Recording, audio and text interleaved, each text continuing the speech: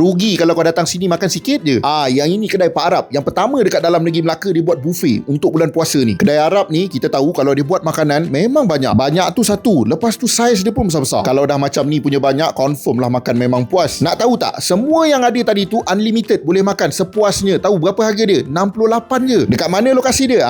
Ni dia dekat Pulau Melaka. Nama dia Damascus Gate. Ini bukan lauk-lauk Melayu, ini makanan Arab. Kau nak makan kambing, kau nak makan ayam, shawarma, makanlah ulang-ulang sekalipun. Kalau ada mak ayah yang rindu nak makan makanan Arab, boleh bawa datang makan dekat sini. Pilihan makanan banyak, boleh dikatakan murah juga. Biasanya kalau level-level makanan yang banyak macam ni boleh jejak 100 dah. Ada 3 sebab kenapa kau orang kena pergi berbuka puasa dekat sini. Yang paling penting sekali, makanan dia berkualiti. Kedai dia sangat selesa. Servis dia bagus. Okey, kalau tak ada masa untuk berbuka di kedai, boleh take away. Tapi bukan buffet tu yang kita boleh buat balik. Dia bagi tahu yang take away dia bagi 25% discount. Yang ini saya letak nombor dia dekat atas. Kalau nak boleh reserve siap-siap. Ingat ya, dia punya nama Damascus Gate. Lokasi dia dekat Pulau Melaka. Okey, bye.